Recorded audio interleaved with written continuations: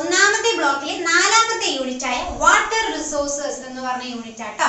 Okay, so നമുക്ക് നേരെ അതിലോട്ട് കടന്നാലോ. കഴിഞ്ഞ യൂണിറ്റിൽ നമ്മൾ ഫോറസ്റ്റ് റിസോഴ്സസിനെ കുറിച്ചൊക്കെ നമ്മൾ പഠിച്ചതാണ് അല്ലേ. സോ അതൊക്കെ നന്നായി കേട്ട് മനസ്സിലായി കാണുമെന്ന് ഞാൻ വിചാരിക്കുന്നു. ഇനി നമുക്ക് ഈ യൂണിറ്റിലോട്ട് കിടക്കാം. Water resources. ആദ്യം തന്നെ ഒരു കാര്യം പറയാം. ഭൂമിയിലുള്ള വെള്ളത്തിന്റെ അംശം, അതായത് 97% ഓഫ് വാട്ടർ എന്താണ്? സോൾട്ട് വാട്ടർ ആണ്. മനസ്സിലായല്ലോ. ബാക്കിയുള്ള 3% മാത്രമേ എന്തുള്ളൂ? ഫ്രഷ് വാട്ടർ ഉള്ളൂ. മനസ്സിലായല്ലോ. സോ ഒന്ന് ആലോചിച്ച് നോക്കൂ.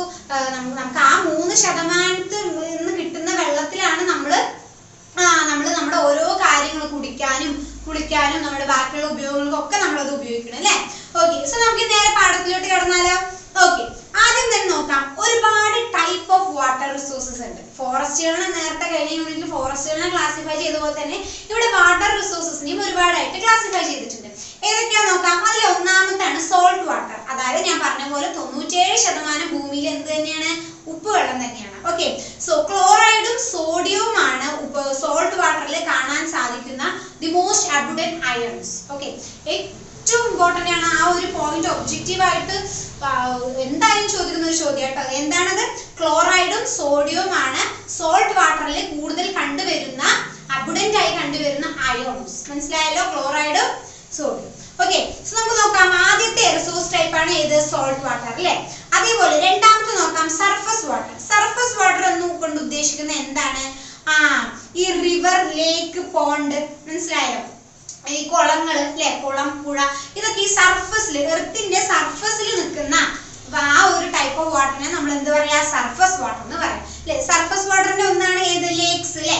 ലേക്സ്. അതുപോലെ തന്നെ എസ്റ്റുവരി. എന്താണ് എസ്റ്റുവരി? മലയാളത്തിൽ നമ്മൾ അഴിമുഖം എന്ന് പറയും. അഴിമുഖം അതായത് ഒന്നുമില്ല, ഫ്രഷ് വാട്ടറും സോൾട്ട് വാട്ടറും, ഓക്കെ, ഫ്രഷ് വാട്ടറും ഉപ്പുവെള്ളവും കൂടി മീറ്റ് ചെയ്യുന്ന ഒരു പോയിന്റ് ഉണ്ട്. ഓക്കെ, ആ ഒരു പോയിന്റിനെയാണ് നമ്മൾ എന്ത് വിളിക്കുന്നത്? എസ്റ്റുവരി അഥവാ അഴിമുഖം എന്ന് വിളിക്കുന്നത് കേട്ടോ. അതും ഒരു കാറ്റഗറിയാണ്. വാട്ടർ റിസോഴ്സിന്റെ ഒരു കാറ്റഗറി തന്നെയാണ്.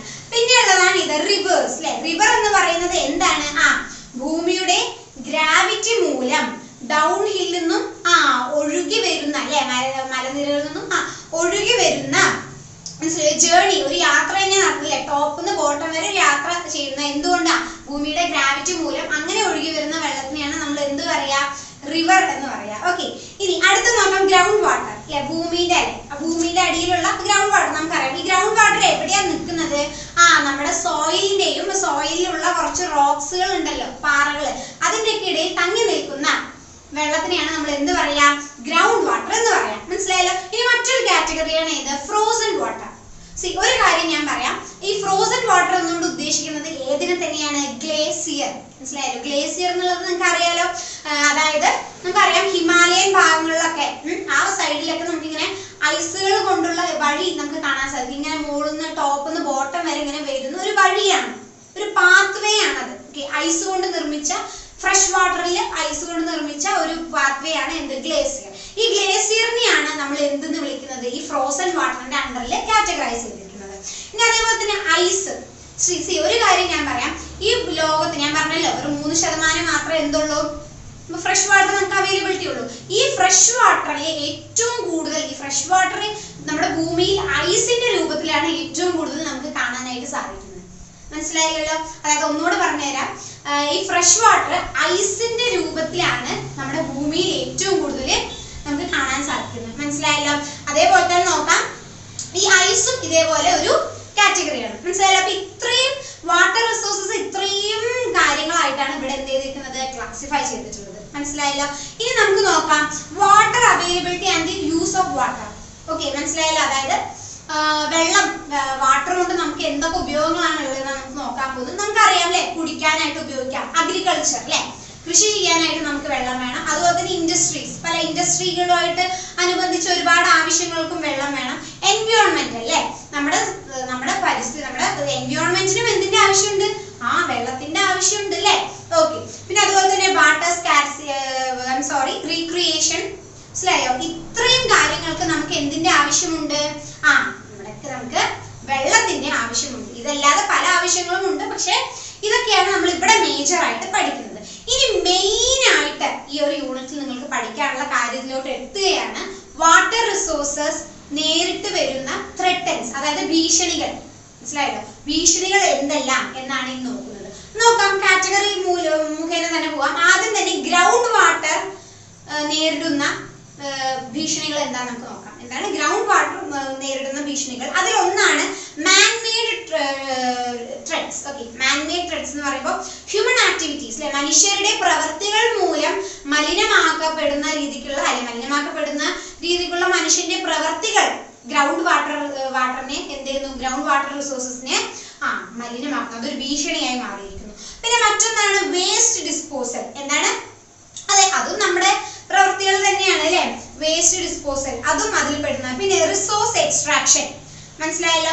റിസോഴ്സ് എക്സ്ട്രാക്ഷൻ എന്ന് ഉദ്ദേശിക്കുന്നത് ഈ മൈനിങ് ഒക്കെ നമ്മൾ ചെയ്യത്തില്ല, റിസോഴ്സ് മിനറൽസ് ഒക്കെ എക്സ്ട്രാക്ട് ചെയ്ത് എടുക്കാൻ വേണ്ടിയിട്ട്.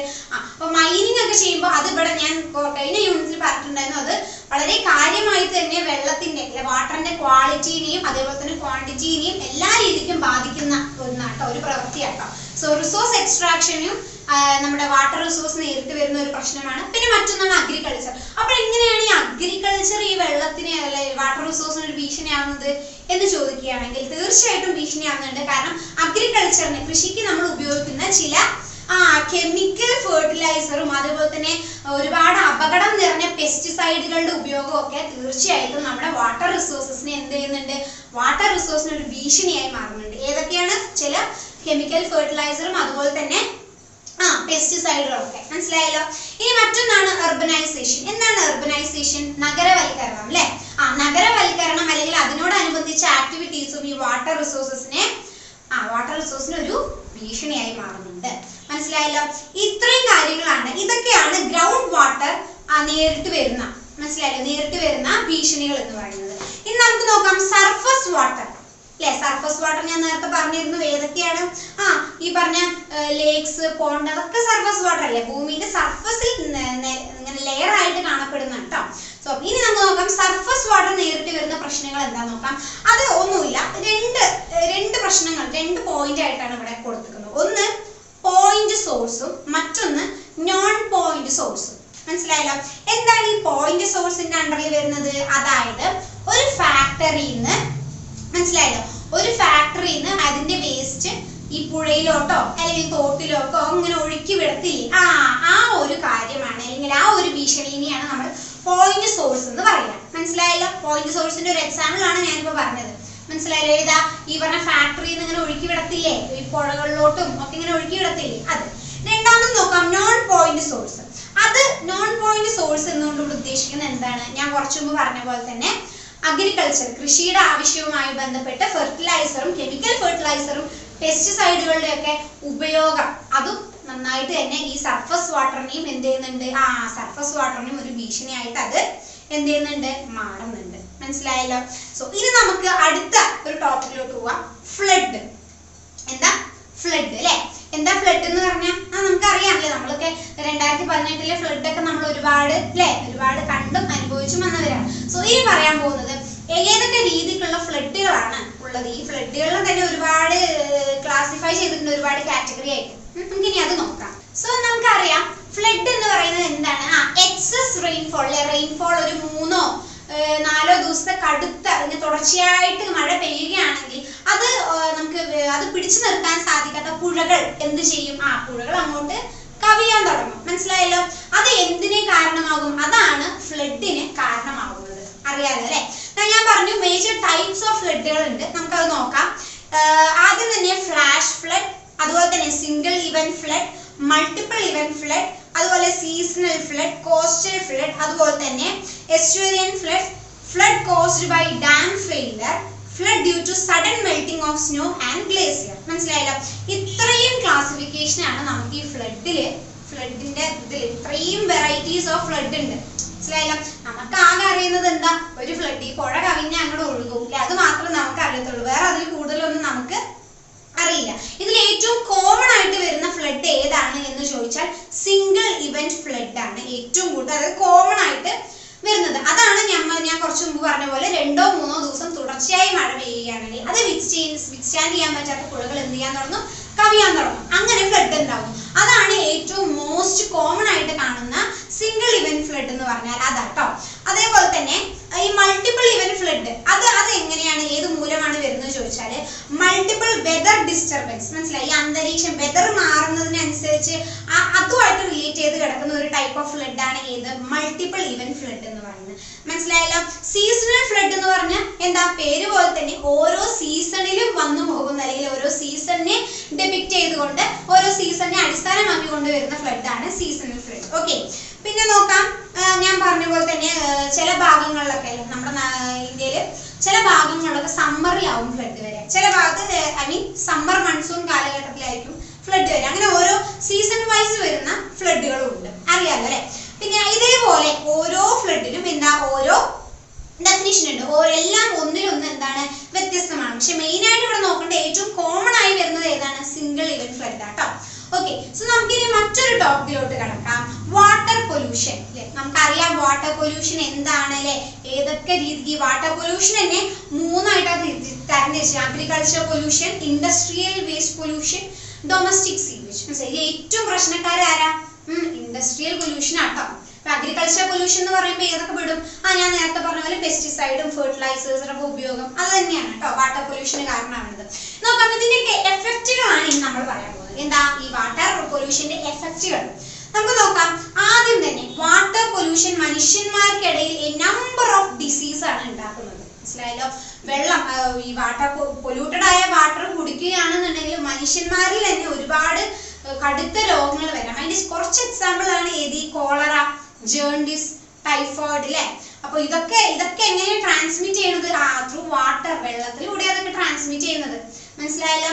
നോക്കുമ്പോ ആക്ച്വലി ടൈഫോയിഡ് എന്ന് പറയുന്നത് സ്മോൾ ഇൻഡസ്റ്റൈൻ ഉണ്ടല്ലോ, ചെറുകുടൽ, അതിനൊക്കെ ഏറ്റവും കൂടുതൽ ബാധിക്കുന്ന ഒരു രോഗമാണ് ടൈഫോയിഡ് എന്ന് പറയുന്നത്. അതായത് സാൽമോനെല്ല ടൈഫി ഹെട്രോസൈഗസ് ഇൻഫ്ലുവൻസ എന്ന് പറഞ്ഞ 2 ബാക്ടീരിയകളാണ് ഇതിന് കാരണമായി വരുന്നത്. ഓക്കെ, സോ ഇതൊന്നും ഈ ടെക്സ്റ്റ് ബുക്കിൽ ഇല്ല, ഞാൻ പറഞ്ഞു തന്നെ ഉള്ളൂ. സോ വാട്ടർ പൊല്യൂട്ടഡ് ആയി കഴിഞ്ഞാൽ ഇത്രയും പ്രശ്നങ്ങൾ, ഇത്രയും വലിയ നമ്പർ ഓഫ് ഡിസീസസ് മനുഷ്യന്മാർക്കിടയിൽ തന്നെ സ്പ്രെഡ് ആവും. അതിന്റെ കുറച്ച് എക്സാമ്പിൾസ് ആണ് ജേർണ്ടിസ്, കോളറ, അതുപോലെ തന്നെ ടൈഫോയിഡ് ഒക്കെ കേട്ടോ. അതേപോലെ തന്നെ വാട്ടർ പൊല്യൂഷൻ അക്വാട്ടിക് ലൈഫ് മാത്രം ജീവിച്ചുകൊണ്ടിരിക്കുന്ന ജീവികൾക്ക് വലിയൊരു ഭീഷണി അല്ലെ. നമ്മുടെ മീനുകൾക്കും ഇല്ലേ, കടലിലൊക്കെ ഉള്ള അല്ലെ, നമ്മുടെ ഈ അക്വാട്ടിക് ലൈഫിലുള്ള അക്വാട്ടിക് എൻവയോൺമെന്റിൽ ചുറ്റിപ്പറ്റി ജീവിക്കുന്ന കുറച്ച് ജീവികളുണ്ട് അല്ലെ, മീനുകളും അല്ലെ, അതുപോലുള്ള ജീവികൾക്കൊക്കെ അത് വളരെ വലിയൊരു പ്രശ്നം അല്ലെങ്കിൽ ഒരു ഭീഷണിയായിട്ട് മാറുകയാണ് അല്ലെ. ഇതിന്റെയൊക്കെ സൊല്യൂഷൻസ് ഇനി നമുക്ക് നോക്കിയാലോ. വെറുതെ പൊല്യൂട്ടഡ് ആയി അതിന്റെ എഫക്റ്റുകൾ പറഞ്ഞിരുന്ന കാര്യമില്ലല്ലോ, നമുക്ക് ഇതൊക്കെ ഒന്ന് മാറ്റിയെടുക്കാൻ ശ്രമിക്കണ്ടേ. അതെ, അതിന് നമ്മൾ കണ്ടതിൽ ഇപ്പൊ നിലവിലുള്ള സൊല്യൂഷൻ എന്താന്ന് വെച്ചാല് അറിയാം, 3 സൊല്യൂഷൻ ആണ്. ഒന്ന് പ്രൈമറി ട്രീറ്റ്മെന്റ്, സെക്കൻഡറി ട്രീറ്റ്മെന്റ്, അതേപോലെ തന്നെ ടെറിട്ടറി ട്രീറ്റ്മെന്റ്. 3 സ്റ്റെപ്പ് ആണ് അത് കാണുന്നത്. ഈ പ്രൈമറി ട്രീറ്റ്മെന്റിൽ സോളിഡ് വേസ്റ്റുകൾ, ഈ വെള്ളത്തിലുള്ള സോളിഡ് വേസ്റ്റുകളൊക്കെ റിമൂവ് ആയിപ്പോ. സെക്കൻഡറി ട്രീറ്റ്മെന്റിലോ സെക്കൻഡറി ട്രീറ്റ്മെന്റ് എന്ന് പറയുന്നത് ഒരു ബയോളജിക്കൽ പ്രോസസ് ആണ്. അത് നടത്തുന്നത് മനുഷ്യന്മാരല്ല, ആരാണ് അത്, ബാക്ടീരിയകളാണ്. ആക്ഷൻ ഓഫ് ബാക്ടീരിയ മൂലം അത് എന്തായി വൃത്തിയായി കിട്ടും. ടെറിട്ടറി ട്രീറ്റ്മെന്റ് എന്ന് പറയുന്നത് advance biological, chemical and physical process, കെമിക്കലും ഫിസിക്കൽ പ്രോസസ്സും കൂടി ഇൻവോൾവ് ചെയ്തിട്ടുള്ള ട്രീറ്റ്മെന്റ് ആണ് ടെറിട്ടറി ട്രീറ്റ്മെന്റ്. അങ്ങനെ ഈ തരത്തിൽ 3 സ്റ്റെപ്പ് ആയിട്ട് ട്രീറ്റ്മെന്റ് ചെയ്യുന്നതിലൂടെ നമുക്ക് നമ്മുടെ വാട്ടർ പൊല്യൂഷൻ നമുക്ക് പറ്റാവുന്ന അത്രയും നമുക്ക് എന്ത് ചെയ്യാൻ പറ്റും, അവോയ്ഡ് ചെയ്യാൻ പറ്റും. ഓക്കെ, ഇനി നമ്മൾ അടുത്ത് ഡിസ്കസ് ചെയ്യാൻ പോകുന്ന ടോപ്പിക്കാണ് ഡ്രോട്ട്. എന്താ അത്, വരൾച്ച. മനസ്സിലായല്ലോ? വരൾച്ച എന്ന് പറയുന്നത് എന്താണ്, നമ്മുടെ ഗ്രൗണ്ട് വാട്ടർ അല്ലെ, ഗ്രൗണ്ടില് അത്രയും നമ്മുടെ മോയ്സ്ചർ കണ്ടന്റ് കുറഞ്ഞ് അങ്ങനെ മോയ്സ്ചർ കണ്ടന്റ് നശിക്കുന്ന ഒരു അവസ്ഥയാണ് നമ്മൾ എന്ത് പറയുക, വരൾച്ച എന്ന് പറയാ അല്ലെ. ഇതിൽ തന്നെ ഒരുപാട് ടൈപ്പ് ഓഫ് എന്താണ്, ഒരുപാട് തരത്തിലാണ് ഈ വരൾച്ച നമ്മൾ ക്ലാസിഫൈ ചെയ്തിട്ടുള്ളത്. നമുക്കിനി അതിലോട്ട് കിടക്കാം. ഏതൊക്കെയാണത്, മെറ്റിയോറോളജിക്കൽ ഡ്രോപ്പ്, അതേപോലെ തന്നെ അഗ്രികൾച്ചറൽ ഡ്രോപ്പ്, അതേപോലെ ഹൈഡ്രോളജിക്കൽ ഡ്രോപ്പ്. ഇങ്ങനെയാണ് ഈ വരൾച്ചനെ മൂന്നായിട്ട് ക്ലാസിഫൈ ചെയ്തിട്ടുള്ളത് കേട്ടോ. മെയിൻ ആണ്, അത് മാത്രം ഒന്ന് പഠിച്ചു വെച്ചാൽ മതി. ഏതാണ്? മെറ്ററോളജിക്കൽ ഡ്രോപ്പ്, അഗ്രികൾച്ചറൽ, അത് കഴിഞ്ഞാൽ ഹൈഡ്രോളജിക്കൽ. ഇതൊക്കെ വൺ വേർഡ് ഒബ്ജക്റ്റീവ് ആയിട്ടൊക്കെ ചോദിക്കാൻ വളരെ നല്ല ചാൻസ് ഉള്ള ക്വസ്റ്റ്യൻസ് ആട്ടോ. ഓക്കെ, ഇത്രയേ ഉള്ളൂ വരൾച്ചന്റെ ഭാഗം. ഇനി നമ്മൾ അവസാനമായി ഡിസ്കസ് ചെയ്യാൻ പോകുന്ന ഒരു ടോപ്പിക്കാണ് ഏത്? കൺസർവേഷൻ. ഈ വെള്ളത്തിനെ നമുക്ക് പ്രിസർവ് ചെയ്യണ്ടേ, അഥവാ കൺസേർവ് ചെയ്ത് വെക്കണ്ടേ? അതിനായിട്ട് കുറച്ച് നടപടികൾ നിലവിൽ നമ്മുടെ സമൂഹത്തിലുണ്ട്. അത് ഏതൊക്കെ എന്നൊക്കെയാണ് നമ്മൾ ഇനി അടുത്തതായിട്ട് നോക്കാൻ പോകുന്നത്. അതായത് various method for conserving water. വെള്ളത്തിനെ കൺസേർവ് ചെയ്യാൻ വേണ്ടിയുള്ള കുറച്ച് മെത്തേഡ്സുകളാണ് ഇനി നോക്കാൻ പോകുന്നത്. ഒന്നാമത് നോക്കാം, ട്രഡീഷണൽ വാട്ടർ ഹാർവെസ്റ്റിംഗ് സിസ്റ്റം. എന്താ? പരമ്പരാഗതമായ ജലവിളവെടുപ്പ് പദ്ധതി. മനസ്സിലായല്ലോ? Traditional water harvesting system. രണ്ടാമത്തെ ഏതാ നോക്കാം? Watershed management. എന്താ വാട്ടർഷെഡ് എന്ന് പറഞ്ഞാൽ? എന്താ? നീർത്തടം. മനസ്സിലായല്ലോ? Watershed management. മൂന്നാമത് നോക്കാം, പാനി പഞ്ചായത്ത്. എന്താണ് ഈ പാനി പഞ്ചായത്ത്? ഇത് ആക്ച്വലി ഈ ഒരു പാനി പഞ്ചായത്ത് എന്ന് പറഞ്ഞ ഈ ഒരു പരിപാടി ഉണ്ടല്ലോ, ഇത് കൊണ്ടുവന്നത് ഫാർമേഴ്സ് ആണ്, കൃഷിക്കാരാണ്. എന്തിനു വേണ്ടിയിട്ട് അത് കൊണ്ടുവന്നത്? റിവർ അല്ലെ, റിവറിൽ നിന്നും തന്റെ പാടങ്ങൾക്ക്, അഗ്രികൾച്ചറിന്റെ ആവശ്യത്തിനായിട്ട് പാടങ്ങൾക്ക് റിവറിൽ നിന്നും പാടത്തിലോട്ട് ഡയറക്റ്റ് വെള്ളം ഇങ്ങോട്ട് സപ്ലൈ ചെയ്യാൻ വേണ്ടി കർഷകർ കൊണ്ടുവന്ന ഒരു സ്റ്റെപ്പാണ്, അല്ലെങ്കിൽ ഒരു മെത്തേഡാണ് ഏത്? ഈ പാനി പഞ്ചായത്ത് എന്ന് പറയുന്നത് കേട്ടോ. ഇനി അടുത്ത നാലാമത്തെ നോക്കാം, പെർക്കുലേഷൻ പോണ്ട്സ്. എന്താണ്? Percolation pond. അടുത്ത നോക്കാം, അത് ഈ പെർക്കുലേഷൻ പോണ്ട് എന്ന് പറയുന്നത് വാട്ടർ ഷോർട്ടേജിനെ കുറയ്ക്കാൻ വേണ്ടിയിട്ടുള്ള ഒരു മെത്തേഡാണ്. മനസ്സിലായല്ലോ? അവര് വാട്ടർ ഷോർട്ടേജ് എങ്ങനെയാ കുറയ്ക്കുന്നത്? ചെക്ക് ഡാമുകളും അതുപോലെ തന്നെ ടാപ്പ് റെയിൻ വാട്ടറിനെ എല്ലാം തന്നെ ഇതൊക്കെയാണ് അവർ ഈ പദ്ധതിക്ക് വേണ്ടി ഉപയോഗിച്ചത്, ചെക്ക് ഡാമുകളൊക്കെ. മനസ്സിലായല്ലോ? ഇനി അഞ്ചാമത് നോക്കാം, ട്രാപ്പിംഗ് സ്പ്രിംഗ് വാട്ടർ. ഇതൊരു പുതിയ സൊല്യൂഷൻ ആണ്. ഓക്കെ, വെള്ളത്തിനെ കൺസേർവ് ചെയ്യാൻ വേണ്ടിയിട്ടുള്ള ഒരു പുതിയ സൊല്യൂഷൻ ആണ് ഏത്? ഈ ട്രാപ്പിംഗ് സ്പ്രിംഗ് വാട്ടർ. ഇനി നോക്കാം, ആറാമത് നോക്കാം, roof top rain water harvesting. മനസ്സിലായി? ഇത് നമുക്കൊക്കെ അറിയാം, നമ്മുടെ വീട്ടിലൊക്കെ നമ്മൾ ഇടയ്ക്ക് ചെയ്യാറുള്ളതാണ് അമ്മമാര്. എന്താ ഈ roof top rain water harvesting എന്ന് പറയുമ്പോൾ നമ്മുടെ റൂഫ് ഉണ്ടല്ലോ, റൂഫിൽ നിന്ന് മഴ പെയ്യുമ്പോൾ റൂഫിൽ നിന്ന് വെള്ളം ഒഴുകി വരികയും അത് ഡയറക്റ്റ് എങ്ങോട്ട് കൊടുക്കും? നമ്മുടെ കിണറ്റിലേക്കോ അല്ലെങ്കിൽ അടുത്തുള്ള ടാങ്കിലേക്കോ അതിന്റെ സപ്ലൈ കൊടുക്കും. അപ്പൊ പിന്നെ പിന്നീട് നമുക്ക് ഉപയോഗിക്കാമല്ലോ. മനസ്സിലായല്ലോ? ഓക്കെ, അങ്ങനെ. ഇനി ഏഴാമത്തെ നോക്കാം, റിക്ലമേഷൻ ഓഫ് വേസ്റ്റ് വാട്ടർ. ഇത്രയും കാര്യങ്ങളാണ് നമുക്ക് എന്ത് ചെയ്യാൻ പറ്റുക? നമുക്ക് വാട്ടർ കൺസേർവിംഗ് മെത്തേഡ് ആയിട്ട് ഉപയോഗിക്കാൻ പറ്റും. ഇത് കൂടാതെ ഗ്രൗണ്ട് വാട്ടർ റീചാർജിങ് എന്ന് പറഞ്ഞ മെത്തേഡ് നമുക്ക് ഉപയോഗിക്കാം. ഈ മെത്തേഡുകളുടെ പേരുകളൊക്കെ നിങ്ങളൊന്ന് പഠിച്ച് മനസ്സിലാക്കി വെക്കുക കേട്ടോ. എന്താ സംഭവം എന്നുള്ളത് ഒന്ന് മനസ്സിൽ കരുതിക്കോളൂ, അല്ലാതെ മനപ്പാടമാക്കി പഠിക്കേണ്ട കാര്യമൊന്നുമില്ല. ഏതൊക്കെയാണ് ഈ മെത്തേഡ്സുകൾ എന്ന് ഒന്ന് പറഞ്ഞാൽ മതി. ഒന്നുകൂടെ ഞാൻ പറഞ്ഞുതരാം. Traditional water harvesting method, water shed management, പാനി പഞ്ചായത്ത്, പെർക്കുലേഷൻ പോണ്ട്, അതേപോലെ തന്നെ trapping spring water, roof top rain water harvesting, അതേപോലെ തന്നെ ഗ്രൗണ്ട് വാട്ടർ റീചാർജിങ്. ഈ ത്രീ മെത്തേഡ്സ് ഒന്ന് ഓർത്ത് വെക്കുക കേട്ടോ. ഇത്രയേ ഉള്ളൂ ഈ വാട്ടർ റിസോഴ്സ് എന്ന് പറയുന്ന ഈ ഒരു ലെസൺ. കുറച്ച് വലുതാണ് എന്ന് എനിക്കറിയാം, പക്ഷെ സിമ്പിൾ ആണ്. നമുക്ക് ഏകദേശം എല്ലാവർക്കും അറിയാവുന്ന കാര്യങ്ങൾ തന്നെ ഇതിലുള്ളൂ. ഓക്കെ, ഇതിൽ മെയിൻ ആയിട്ട് പഠിക്കേണ്ട ഭാഗങ്ങൾ ഞാൻ പറഞ്ഞുതരാം. ആക്ച്വലി വാട്ടർ പൊല്യൂഷനെ ഞാൻ പറഞ്ഞല്ലോ, വാട്ടർ പൊല്യൂഷൻ എത്രമാത്രം ഹാംഫുൾ ആണ്.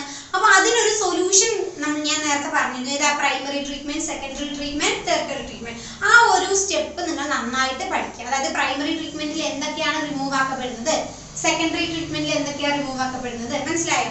അത്തരത്തിലുള്ള കാര്യങ്ങൾ നിങ്ങളൊന്ന് പഠിച്ചു വെക്കുക. അതേപോലെ തന്നെ ഞാൻ പറഞ്ഞ പോലെ തന്നെ ഏതായി actually threat to water resource അല്ലെ, വാട്ടർ റിസോഴ്സിന് വരുന്ന ഭീഷണികൾ ഉണ്ട്. ഓക്കെ, അതും ഒന്ന് എന്ത് ചെയ്ത് വെക്കുക, പഠിച്ചു വെക്കുക. മനസ്സിലായല്ലോ? പോയിന്റ് ആയിട്ട് പഠിച്ചു വെക്കുക. ഓക്കെ, സോ അത്രേ ഉള്ളൂ ഇന്നത്തെ ക്ലാസ്. ഇനി നമുക്ക് അടുത്ത ഒരു യൂണിറ്റിൽ അടുത്തൊരു ക്ലാസ് ആയിട്ട് കാണാം കേട്ടോ. ഓക്കെ, സോ അതുവരെയും ബൈ ആൻഡ് താങ്ക്